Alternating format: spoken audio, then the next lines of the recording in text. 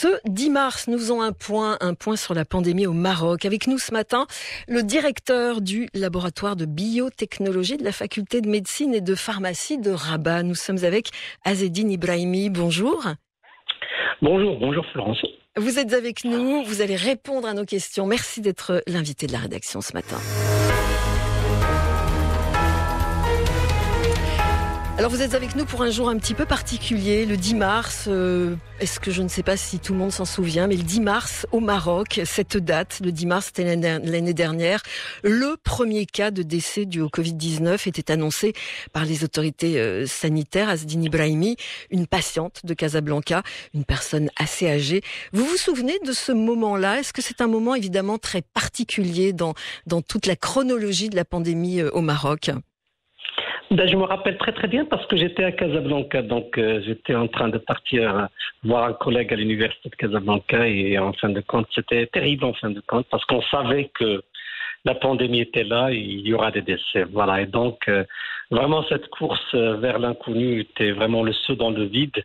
C'était terrible, voilà. Donc c'était le 10 mars il y a un an, c'était terrible, dites-vous. Depuis ce premier décès, le Maroc a enregistré au total 8695 morts. Les contaminations baissent évidemment un an après, il y a la vaccination, on va en parler. Hier, 508 cas, avant-hier, une centaine de contaminations, 12 nouveaux décès hier, un seul décès avant-hier. Ça fait un petit peu le yo-yo, c'est normal.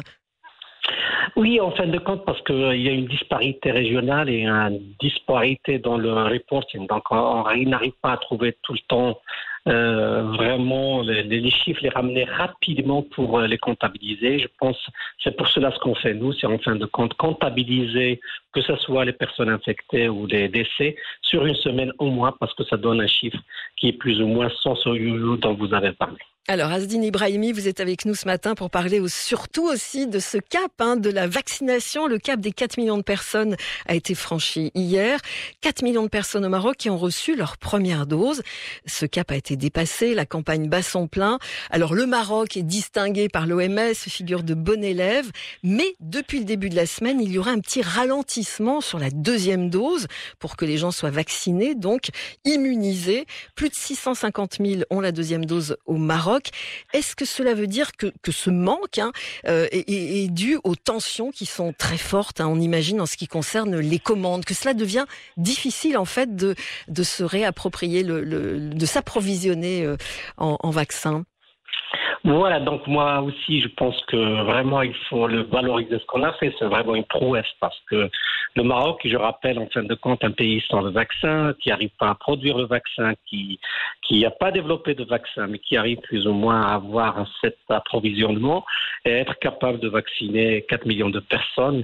Peut-être qu'on arrivera rapidement à 4 millions, c'est quelque chose de très, très important et je pense que les Marocains doivent être fiers. Le deuxième point, c'est en fin de compte, pour toutes les personnes qui ont été vaccinées avec la première dose, leurs doses sont assurées. Donc, en fin de compte, nous, chaque personne, la stratégie marocaine est très claire. Chaque personne qui prend la première dose, sa dose est préservée, réservée pour le moment venu pour se faire vacciner. Donc, il n'y a pas de problème dans ce sens. Ce qu'on a essayé de faire, c'est en fin de compte de faire un petit peu une approche anticipative parce que quand c'était une approche dont le Maroc est très fier, en fin de compte, c'est chaque fois qu'on voyait quelque chose venir, il fallait en parler. Et donc, nous, on a senti en fin de compte, avec un benchmarking à l'international, qu'il y aura une pression énorme, surtout sur le vaccin AstraZeneca, parce qu'en fin de compte, on comprend bien que l'Europe maintenant se dirige, après quelques semaines d'hésitation, à l'autoriser à être utilisé pour les personnes au-delà de 65 ans. Et donc, nous, on avait profité, il faut le dire, les choses comme ils sont, on avait profité de cette hésitation pour avoir un max de AstraZeneca. Et maintenant, ce qu'on pense, nous, on se positionne sur d'autres vaccins, ce qui est très logique. Et donc, c'est pour cela qu'on est en train de regarder à l'international les vaccins qui peuvent être utilisés, qui peuvent être ramenés au Maroc. Et il se trouve qu'il y a 2 vaccins qui sont très intéressants. Par exemple, il y a le Johnson & Johnson, mais pardon. Oui, non, mais j'allais vous interroger là-dessus parce qu'effectivement, nous, on parle de AstraZeneca, de Sinopharm, ça c'est pour le Maroc. On sait qu'il y a une pression énorme sur AstraZeneca pour recevoir donc des vaccins. Le Maroc pourrait aussi donner son feu vert à 2 autres vaccins. Vous avez dit Johnson & Johnson, l'américain, et puis le russe, le Sputnik V. Qu'est-ce qu'on attend à ce moment-là? Comment ça se passe au niveau du feu vert, en tout cas des autorités sanitaires? Voilà, ce feu vert est très, très vague comme terme. En fin de compte, moi, comme je suis scientifique, j'arrive à pas voir ce que ça veut dire un feu vert. Mais c'est le feu vert des auditeurs, on va dire. C'est voilà. Toute la population qui s'inquiète et qui vous pose la question. Alors, ce feu vert, c'est pour quand? Voilà, donc je les rassure en fin de compte. C'est vraiment dans une approche anticipative. C'est tout simplement ce qu'on est en train de faire. Et vraiment dans la transparence pour que le grand public sache très bien à quoi on est confronté et ce qu'on essaye de faire. Et donc, ce qu'on a fait jusqu'à présent, c'est les comités scientifiques, on a plusieurs au Maroc, ont regardé à l'international. Il y a 2 possibilités de vaccins pour le moment. Il y a Johnson & Johnson qui a donné de très bons résultats, qui a un avantage d'avoir une seule dose à être utilisée, mais il y a un grand mais, c'est en fin de compte, on ne pourra pas l'avoir. Voilà, il faut dire les choses comme elles sont. Je pense que ça, c'est mon avis personnel, parce qu'en fin de compte, comme les Américains l'ont financé pour le développer, et l'ont même acheté depuis depuis l'été, je pense que personne n'aura le Johnson & Johnson jusqu'à janvier 2022. Voilà. Sauf peut-être l'Afrique du Sud, parce qu'ils sont en train de faire des essais cliniques en Afrique du Sud.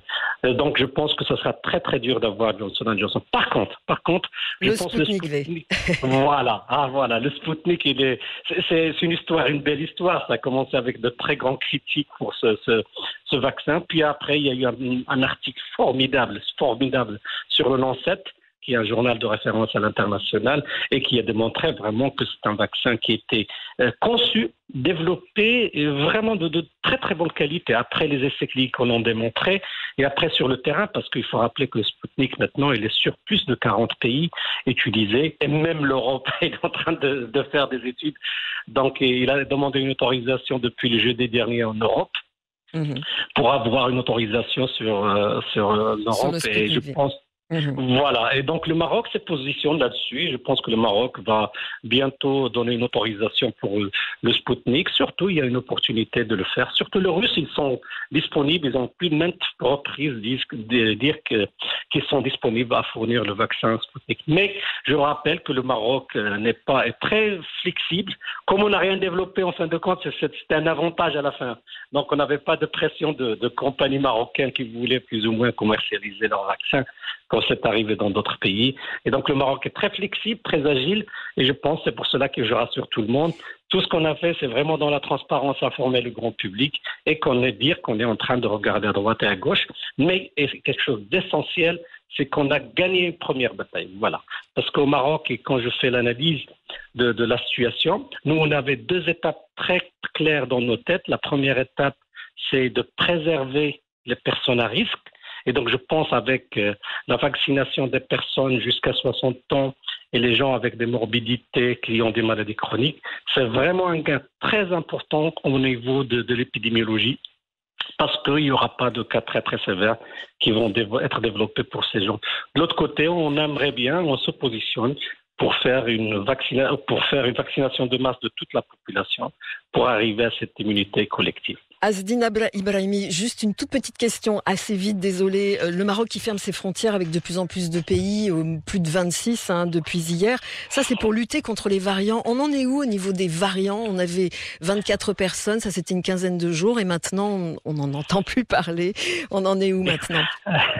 Non, on peut en parler, parce qu'enfin, je rappelle pour le grand public, quand ça commence, le variant britannique, quand on est rentré dans un pays, en fin de compte, il va plus ou moins être le majoritaire dans quelques mois. Mais nous, ce qu'on est en train de faire, c'est de le ralentir le maximum pour pouvoir vacciner le maximum de personnes. Voilà, la stratégie est très claire. D'où la fermeture des frontières avec de plus en plus de pays. D'où la fermeture Voilà, exactement. Merci beaucoup Azdine Ibrahimi d'avoir été avec nous ce matin. Je vous remercie d'avoir été l'invité de la rédaction. Bonne journée. Merci à vous et bonne journée à tous les auditeurs de Média.